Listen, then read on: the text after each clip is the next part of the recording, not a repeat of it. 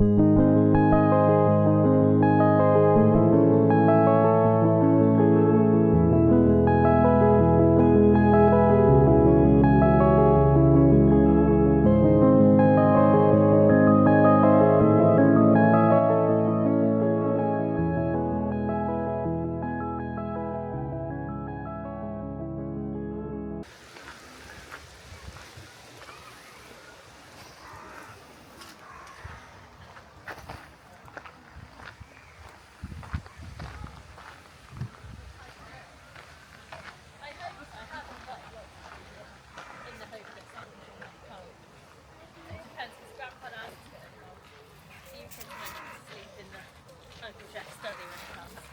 right here.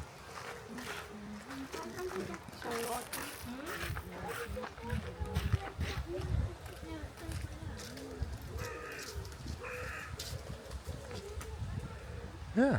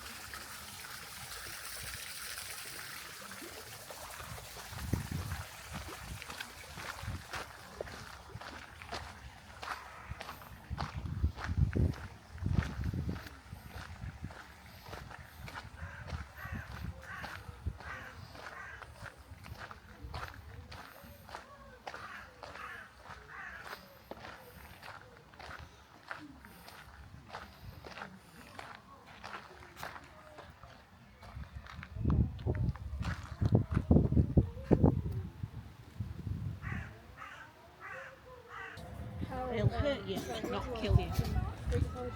So while we're in there, we need to follow some rules to keep ourselves safe.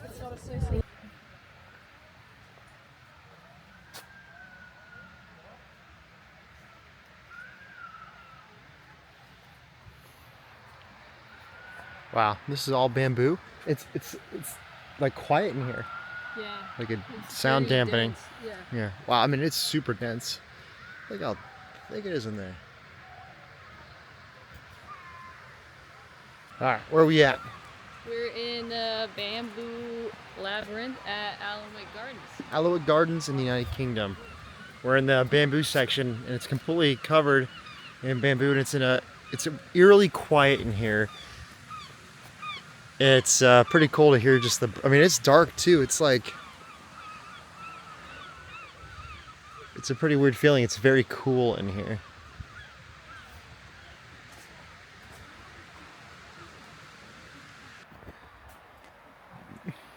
Testing out the new DJI camera. It's pretty cool. Pretty alright. Pretty nice. Pretty awesome. It's pretty small. Whoa. Just stepped on it. Oh, I think we found an exit. Let's see.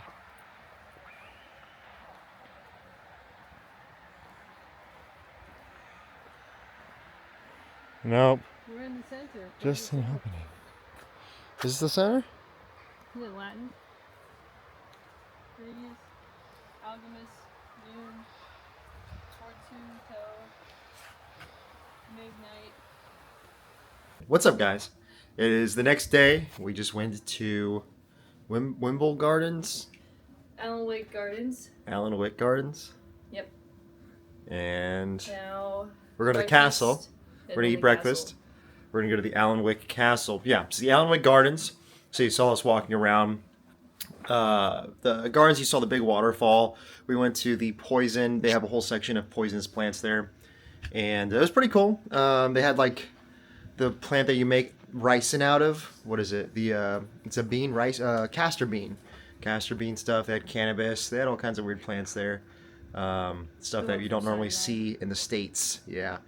And now we're going to go get some breakfast and then heading off to the actual castle itself. I got some camera gear with me.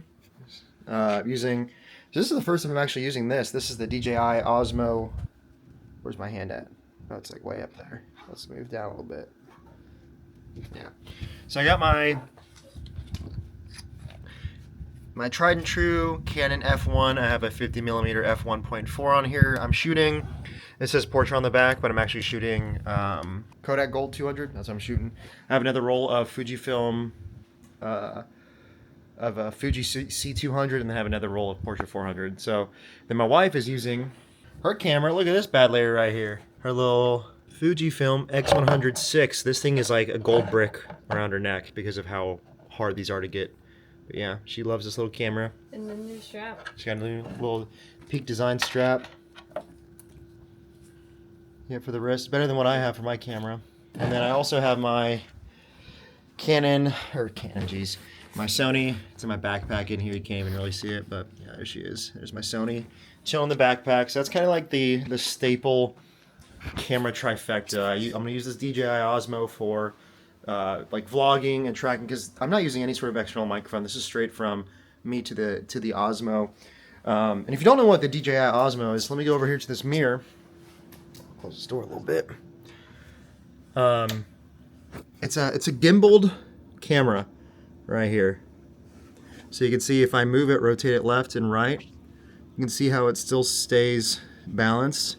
Or if I lean it forward and then lean it backwards, it stays centered pretty freaking well. It's really cool, and it's super small. And then if I'm going to switch it to the vlog mode, it'll automatically enable face tracking. And then if I, right here, you can see it has a little screen. How cool is that? It has a little teeny tiny screen on it that I can use to film all my stuff with. But yeah, it is super small, super cool. And I can just keep it in my pocket. So that's what we'll be using for the future. Where are we at, Christy? We're in the Barton station, I think. It's an old Victorian train station.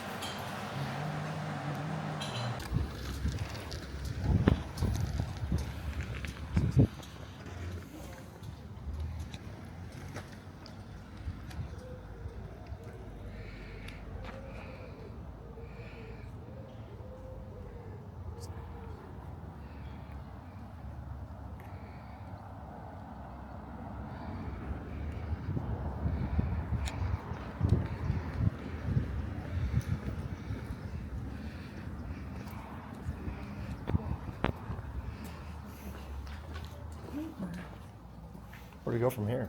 I think we go to the right, actually.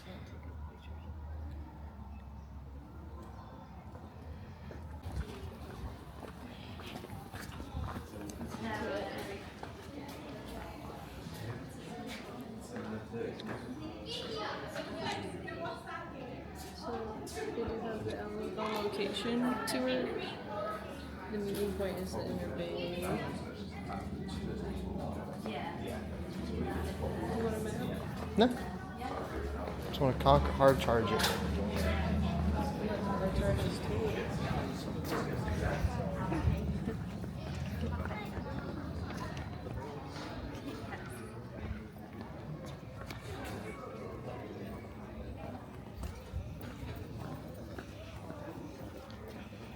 Uh-huh. It's a trainers of the broomstick training. So we're at Alnwick Castle right now. Let me say that. Alnwick Castle. Alnwick.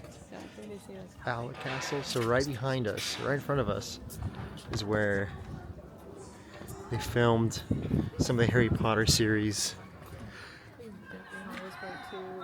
No, it was Chamber of Secrets, and then they said something else. They did the broom scene, right? The broom training scene here. This is a massive courtyard right here.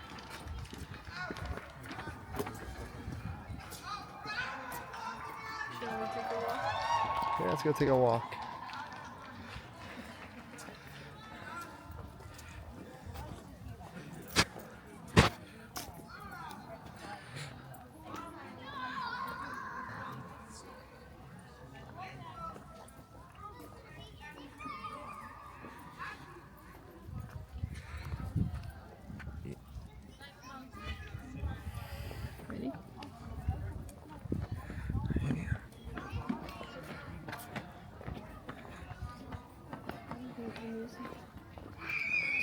minutes and 20 minutes.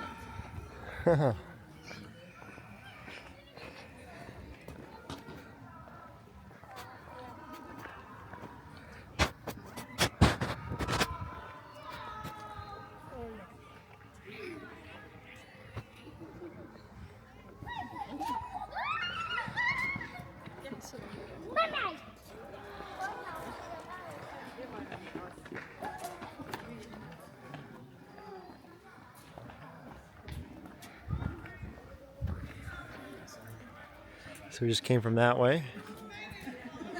Walking over here now.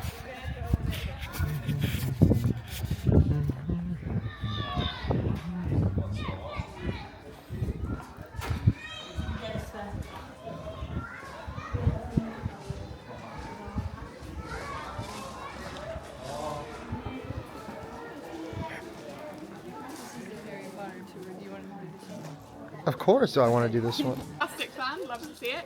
We're specifically going to talk about a couple of Christmas specials of that show. Moving back to films, something I consider a bit of a holiday classic is Robin Hood, Prince of Thieves. My brain stopped. Brilliant. That is very good. Always love to hear that. Back to TV again. Any fans of Blackadder? The sitcom? Yes, lovely. Our most recent film, actually, I'll mention that one. That was Dungeons and Dragons: Honor Among Thieves. Has anyone seen that? Oh, okay, nice. A bit more of a reaction than usual today. Like to hear that. I thought it did fly under the radar a bit, but I thought it was actually really quite brilliant. Would definitely recommend. A good reason to watch it, of course, is to look out for Alnwick Castle, which appears as one of the filming locations for the Neverwinter Fortress.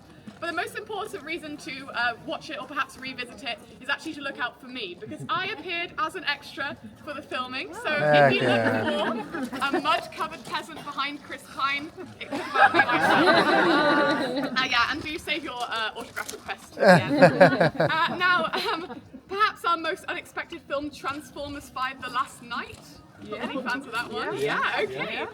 Yeah, definitely one of the ones you wouldn't necessarily have matched with Alnwick Castle, but we've got some stories about that one too. So pretty good going this morning, guys. But whether you've seen none of these, all of them, or some of them, hopefully this tour will be interesting to you, and it'll perhaps give you some things to add to your watch list. But with all that being said, we'll head now through the archway to the Lion Arch. Behind us here. This is the second of two entrances to Alnwick Castle. The other is the Barbican Gate on the other side of the keep. That was the only way in and out when this castle was a defensive fortress in its early history. But once it became a stately home under the first Duke and Duchess in the 1700s, they decided to build a bit more of an inviting entrance for their guests to arrive in through with their carriages. But this Lion Arch here is probably more recognisable to you as the entrance to one of several fictional castles throughout media than the entrance to Alnwick Castle. The first and most important of these is, of course, Hogwarts School of Witchcraft and Wizardry. The Lion Arch did indeed appear as the entrance gate to that castle. And as I said, we'll mainly be discussing the first two films on this tour, but technically the Lion Arch remained the official entrance to Hogwarts throughout the entire series. And the reason we can argue that is that on the official model of Hogwarts that was used to create exterior shots of the castle in the film series, they actually included the Lion Arch on that model as the entrance gate. This is a model that you can see at the Harry Potter studio tour near London. I don't know if anyone's been there. Yeah, very much worth a visit. And when you do see that castle model, it is quite spectacular. And if you have a close look, you would be able to spot the Lion Arch and actually the structure walls behind you as well. So if you really wanted to stretch the definition, you could argue that our Lion Arch at least appears in every Harry Potter film. As I say, kind of cheating a little bit though. When they actually were here filming on location for those first two, they had plenty of scenes with characters in one gate. So for example, in the first film, we see Hagrid accompanied by the three main kids, Harry, Ron and Hermione, making their way out of the castle, down the path behind me, towards Hagrid's hut, which hypothetically would have stood out over in that direction. And in this scene, Hagrid is telling the kids a lot of things he's not really supposed to be talking about. He's mentioning three-headed dogs, illegal dragon eggs, stones, things of this nature. And of course, his famous catchphrase in that first film that he's saying as he walks down is, "Oh, I shouldn't have said that." I'm so sorry that impression hasn't improved in 4 years. But yeah, that is what he's saying behind me to the kids. Now, Hagrid, of course, in the series, as you might know, is a large half giant. But in real life, Robbie Coltrane, who played him, wasn't. He was only about 5'10", so actually not that much taller than me. Clearly not a very imposing height. So bits of movie magic were needed to create a height difference between Hagrid and other characters on the screen. And this is achieved in a lot of different ways. Some of them were very simple camera tricks. So whenever they filmed a conversation in which you had a different shot for Hagrid and the characters he was speaking to, they would use a little camera trick. So for Hagrid's side of the conversation, they'd have a camera down low. He'd be looking down at it, as though down at the kids that he's towering above. And then for the kids' side of the conversation, they'd have a camera up high. They'd be gazing up at it, as though gazing up at Hagrid towering above them. And when you cut together those two types of shots, it creates an eye line which tricks your mind's eye into imagining a great big height difference. So very simple camera trick, but of course not effective if you want a shot with Hagrid and other characters on the screen at the same time. So another big way that they created that height difference was through the use of a body double. So Hagrid wasn't actually just played by Robbie Coltrane, but also by another man called Martin Bayfield. Now he might be recognisable, that name, to fans of English rugby. He actually played rugby for England. He wasn't an actor. He was chosen for Hagrid's body double not for his acting, but for his rather impressive size of 6'10". So he had a whole foot on Robbie Coltrane there, and of course his size was only made larger by his costume. He was given platform boots which added more inches to his already impressive height. He had a huge overcoat on to bulk him out, and it was actually so big and heavy that it needed an electronic cooling system built inside of it so he didn't overheat filming on a day like this perhaps. And the most terrifying detail of his costume was of course the animatronic Robbie Coltrane Hagrid head, which was placed on top of his own, again adding some more height and also attempting to make him look a bit more like the Hagrid we all know and love. But that being said, as much as they tried to make it lifelike, it wasn't all that convincing. It was, as I say, animatronic. They had a remote control that could make the eyes blink and the mouth move, but it was actually a little bit uncanny, a bit scary. So this body double Hagrid was perfect for a wide shot, but not really brilliant for a close-up. So still, we have the problem of how to create a height difference between Hagrid and other characters on screen in a close-up shot in the same shot. And I can't speak for all of the shots, but for the filming they did here, the solution was rather simple. So for this scene, as the characters are making their way down the path here, the kids themselves were making their way on the path, but Robbie Coltrane's Hagrid actually walked on the little grassy hill you can see to the side. And so with a low camera angle cutting off around their waist, it appeared as though he was towering well over the kids. And it's not the only staff member from Hogwarts that has accompanied students out of Hogwarts via the Lion Arch. Another scene in the first film sees Argus Filch, the caretaker, accompanying several students out of the castle to take them through the arch and down the path towards the Forbidden Forest, which would have been CGI'd over where the Alnwick Gardens are in that direction. And he is taking them to the Forbidden Forest to be punished. They're going there for their detention. And to add to the spookiness, this is happening at night time, so he's leaving them out there in the dead of night. And this is supposed to be quite a terrifying scene because the kids are being punished by the nasty character of Filch being taken to a forest full of dangerous magical creatures. But the tone on set when filming this was not one of fear, but in fact one of quite giddy excitement. And the reason for this is that the children playing Harry, Ron, Hermione and the rest in that first Harry Potter film were all real child actors. Most of them were inexperienced and a lot of them were the ages of their characters, so around 10 or 11 years old. And as you can imagine, they were quite excited to be filming this film, and they were particularly excited to be filming at Alnwick Castle up past their bedtimes as they were for this particular nighttime shoot. So yes, a lot of giggling, a lot of unprofessionalism perhaps going on set for this scene. So it wasn't really working for Chris Columbus, the director. He wasn't getting the energy he wanted from his child actors when they were filming this scene. So after a few takes, he took David Bradley aside, the man who was playing Filch, and he said to him, we need to get these kids a little bit more frightened. And his suggestion was for David Bradley to start going off script and to begin ad-libbing more and more horrific torture methods with which to threaten and spook the kids. And as you can imagine, that was entirely ineffective, and the kids ended up giggling through even more takes. And apparently it was about 2 a.m. by the time they got any usable footage for this scene. Maybe the kids had worn themselves out by that point. But we'll leave Hogwarts aside for now, because at least one enthusiastic fan on this call might be thinking of this gate not as the entrance to Alnwick Castle or Hogwarts School, but in fact as the entrance to Brancaster Castle, which is the fictional name that was given to this castle in Downton Abbey. We appear in 2 Christmas special episodes of that TV show, in which the main characters visit Brancaster for Christmas.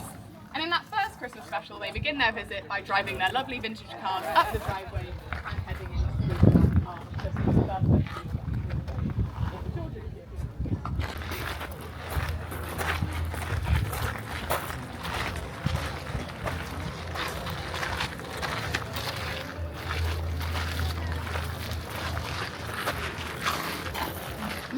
Excuse me, love.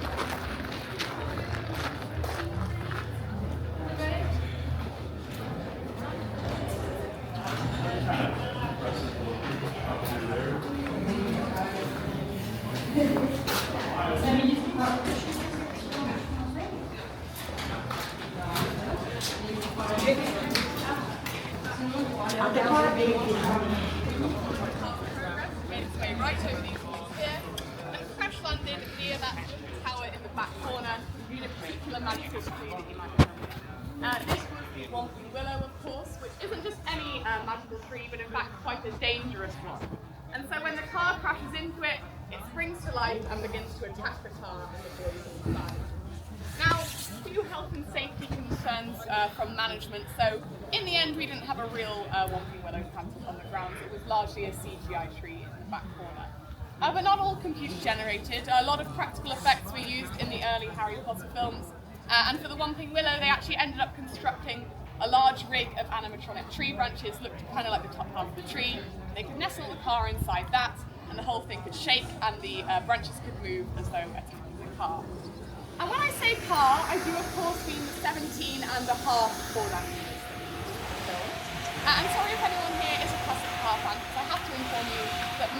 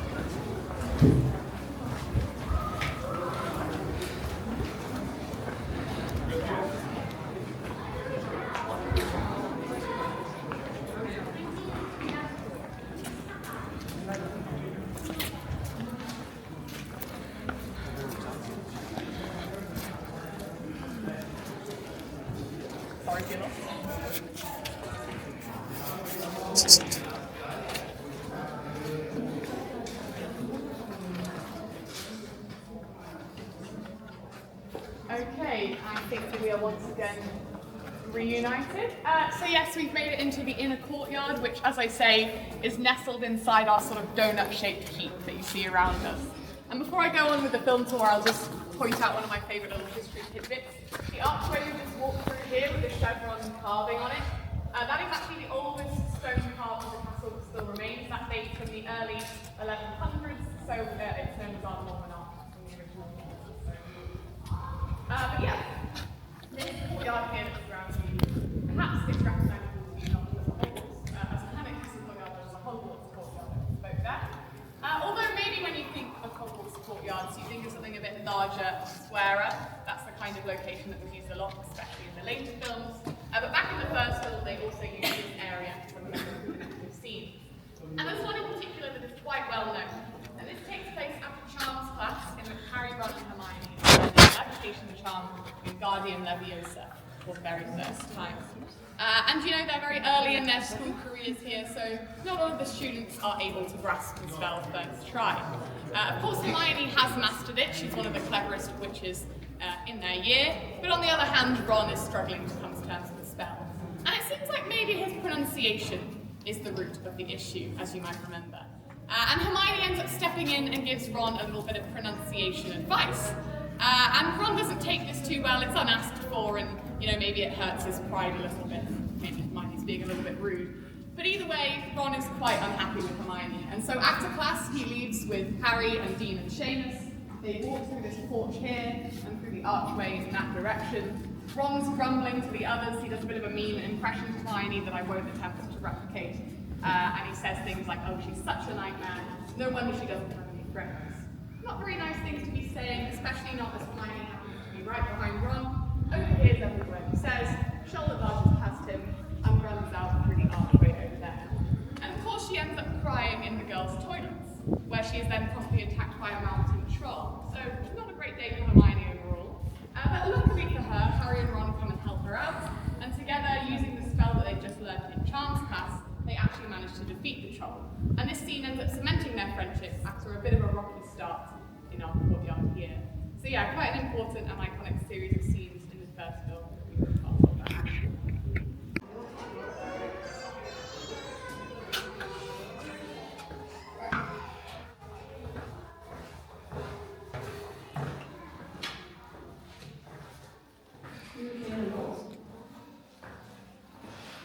There's the prison.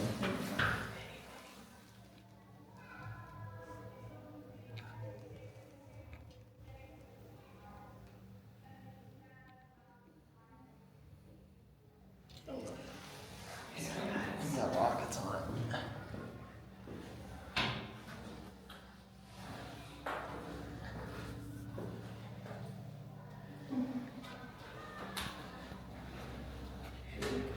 Giant cannonballs.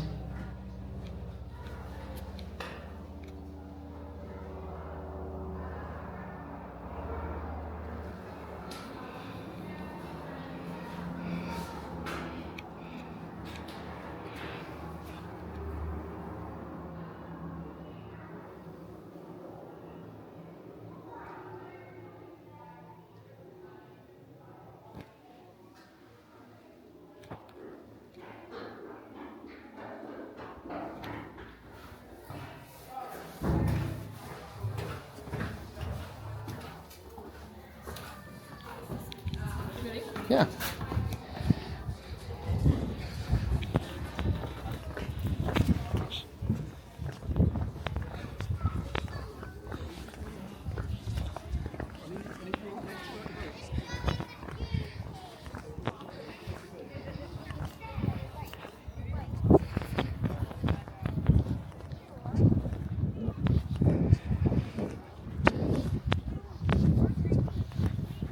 Real pretty out here, isn't it?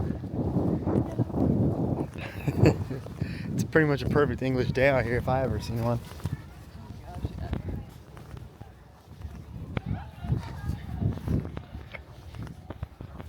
What'd you think of that tour? That was really nice. Yeah, it was cool, wasn't it?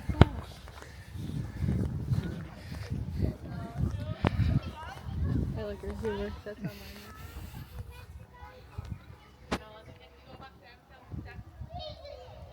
I don't want to go up.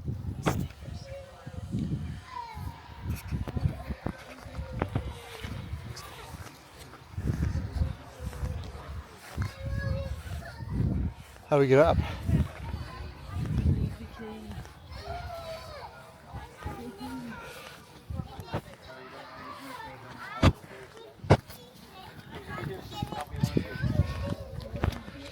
By the way, this camera is freaking awesome. The face tracking on it's pretty good too. Yeah, this place is pretty cool.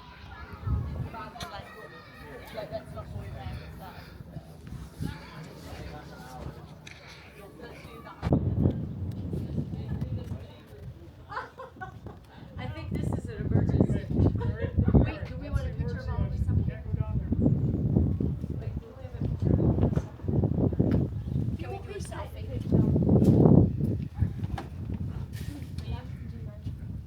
What's up, sweetie? We're doing a picture. Excuse me.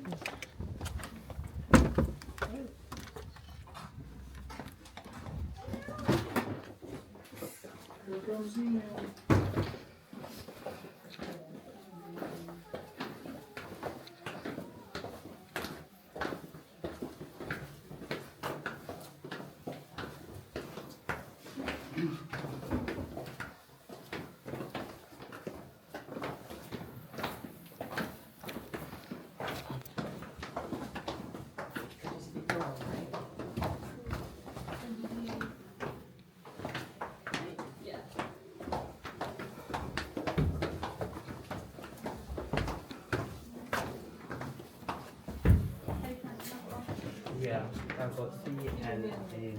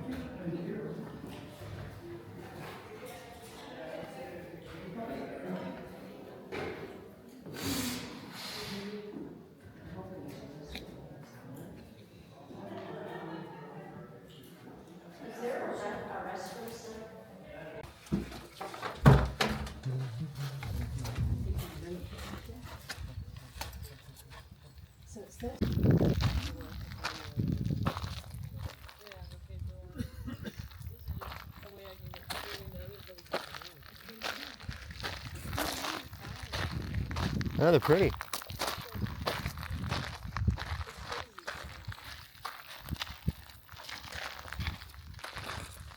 Look at you have like palm trees here. What kind was the corn?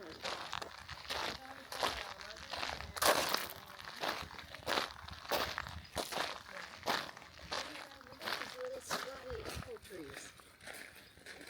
Oh my gosh. This is as original as it is. No comments at all. Look, one fell off. It's a pear. Eat it. There's bugs on it. Ants already got it. Zoom in.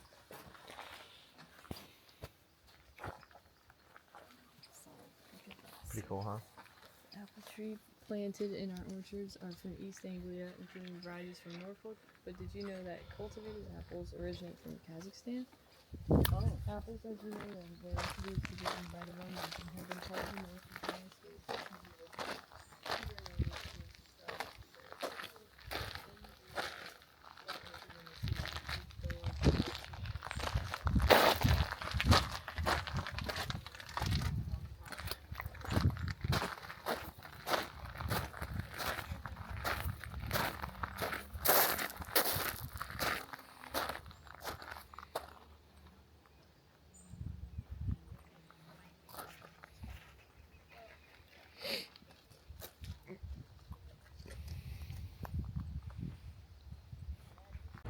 Where are we at? I don't know. Oxburgh Estate. Get How it. did she say it? Oxburgh.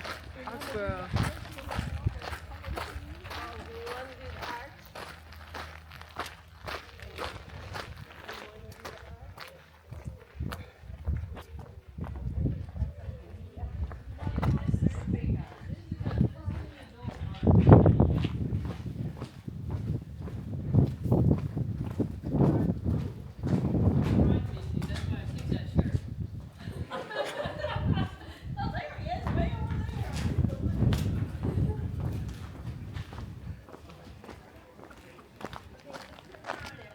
Yeah, like a little cafe.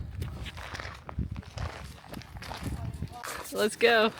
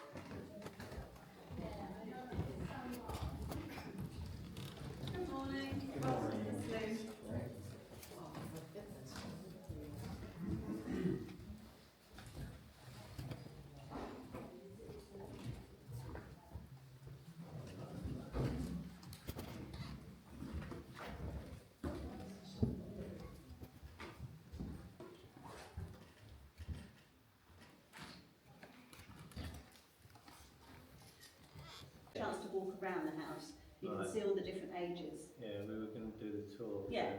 So that Yeah, they'll probably tell you about that. Yeah. Brilliant, thank you. Yeah.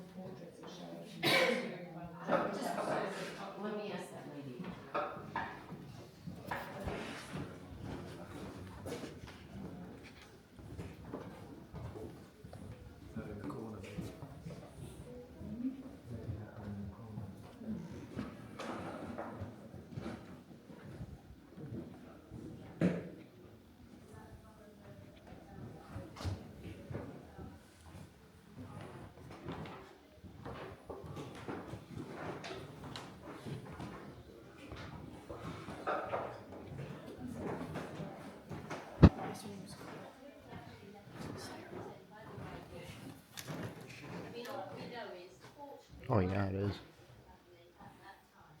Will you hold a pocket free for me?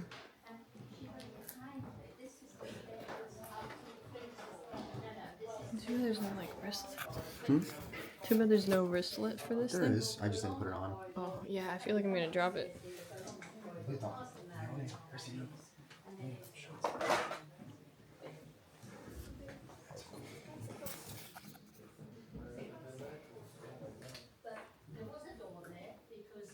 Almost can't get wide enough. See, like a 14 millimeter. That's cool. Look at the cut of the ceilings. Oh, this is nice.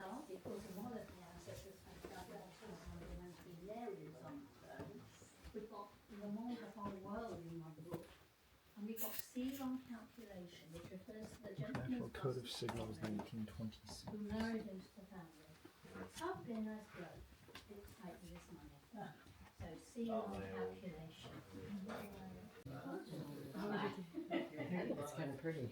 Yeah. Have you been here before? No, it's right, this used to be 2 rooms, a breakfast and a bedroom. And there would have been a door behind that portrait, so that servants would get along the corridor behind there to service this room without going into that one.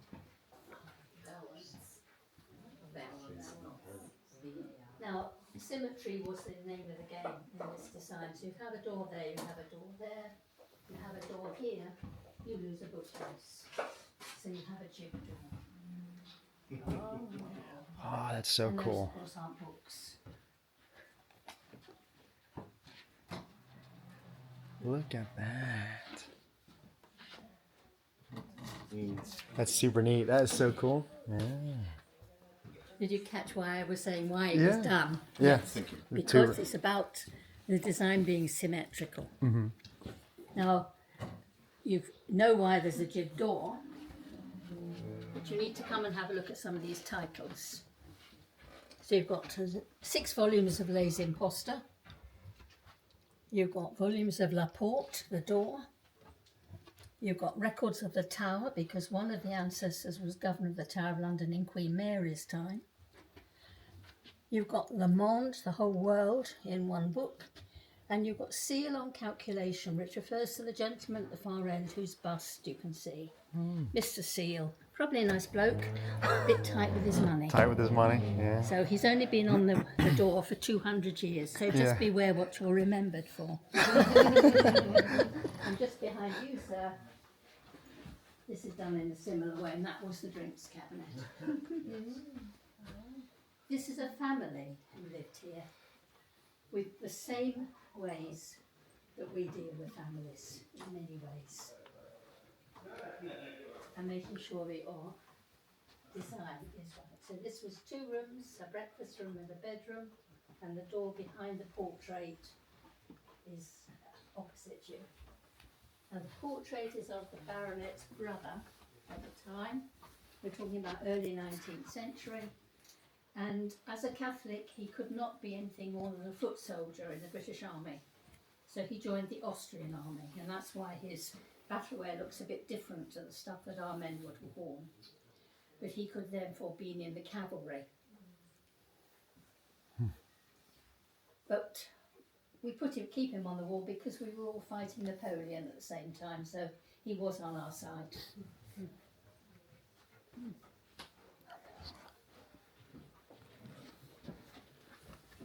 Awesome. Thank you so much.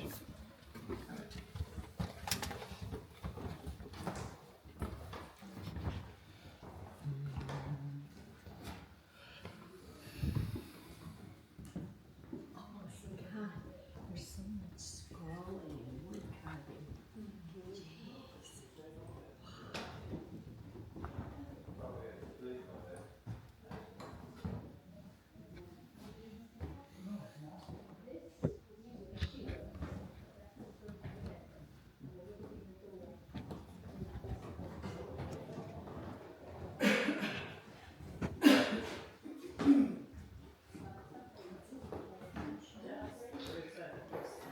Look at the woodworking on everything. You know, the panels, everything like looks straight up.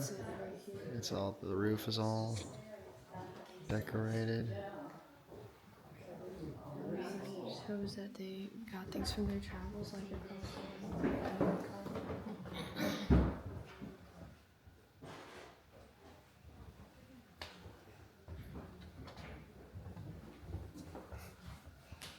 Oh, look at that watch.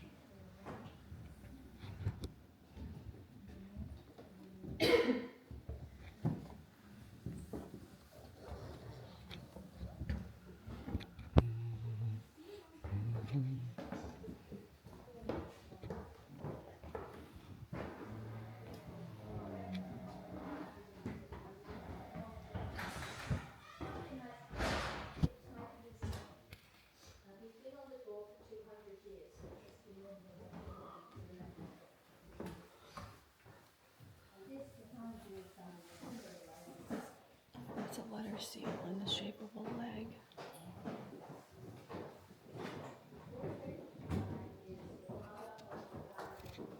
Kind of reminds me of an apple.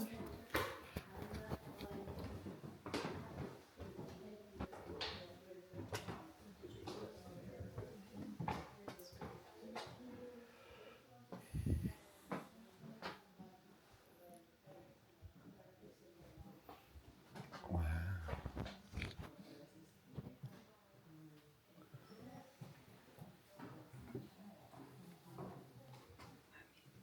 The staircase is here. Can I take a picture?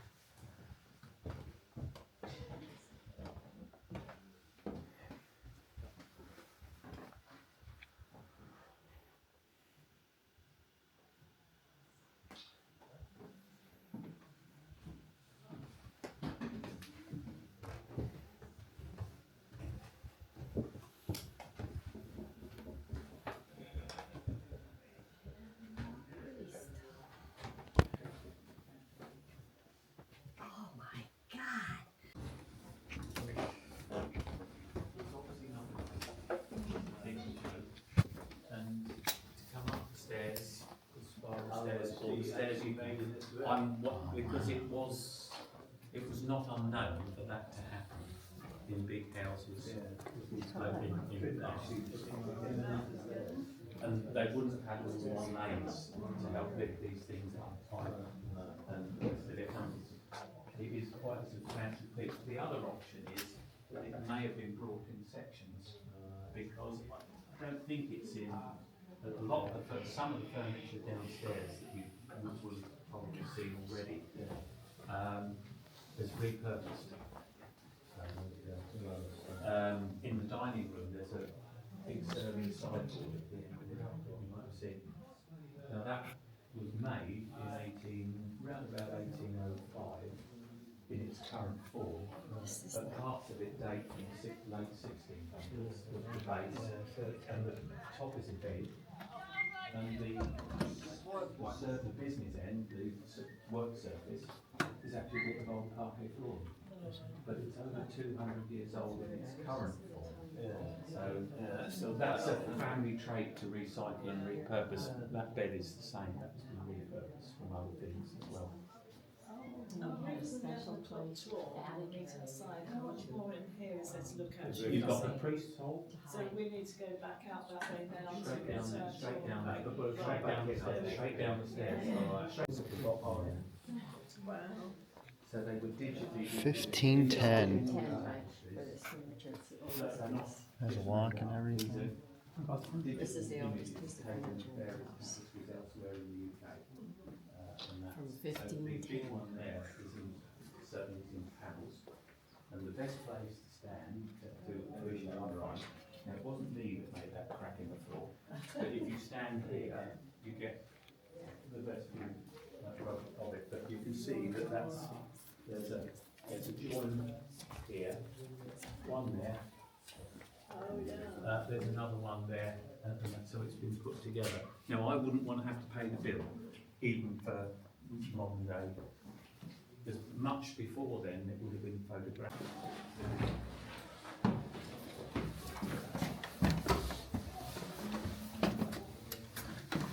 Excuse me. Oh, that's the priest hall. That's the priest hall. Well, that's the doorway into it. All right. Oh, that's where they head So down in there. So you've come out of the bedroom, into the dressing room, and now you've come up into the ensuite loo. All right. So that alcove would have been the toilet. Oh, okay, okay. You would have had a wooden board across there with a hole in it, and that would be what you sat on. And all the waste used to go down a rectangular shaft all the way to the moat. All right. What you see today is where they made that a doorway into a gap and created that big hole that you can see that you can get through. They then used the bricks to make a shelf, block up the toilet shaft, so that in the panic when soldiers arrive, you can imagine trying to get some people down there as well as all the stuff from the chapel. Very easy to lose your footing. So the bridge, the shelf there, stops you sliding down the toilet shaft. Oh, jeez, yeah. So you can get your feet over the edge, onto the shelf, slide through, and get through the hole into the gap. All right. Once you've done that, you can't use it as a toilet anymore. So if you look to the side, there's like 3 great big thick planks of oak, and glued on the top of that are bricks. And about 2/3, 3/4 of the way down, there's a bar, and that whole thing pivots down and becomes part of the floor. All right. Wow. So now you've hidden what's underneath, but as far as the servants are concerned and any soldiers visiting, this is the ensuite toilet. So it needs to have a toilet. So you put the toilet seat back with a bucket underneath it, so it still functions should there be the need. But more importantly, a soldier's going to come up and say, "Oh, it's the toilet," and go. Yeah. Yeah. Wow. But imagine being the priest. You're being put down. There's no electric light in those days. You can't take a candle down because it would burn your oxygen. All right, there's no ventilation. So you're going down into pitch darkness. You've only got the bread and water you've been given on your way down there. They're going to shut that lid down and it's too heavy for you to lift from inside, and you're going to be there until the soldiers have gone. Now, that might be a few hours, more likely a day or two, and quite possibly a couple of weeks. Oh. All right, and you won't know whether it's night or day. It's black, completely black. And of course there's bits that stick out, so you're going to be hitting your knee or your head or your elbows. Hope you don't say anything out of order when you do so, and hope that if it's an extended time when you're probably going to need to try and sleep, you have to hope you don't snore. Jeez. Yeah. Or dream loudly. How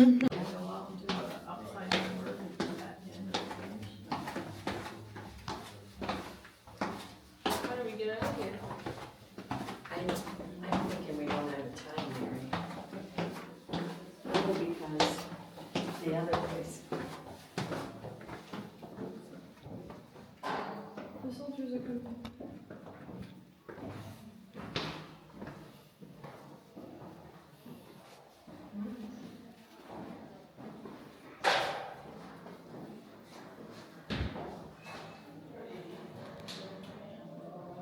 That's how we get out.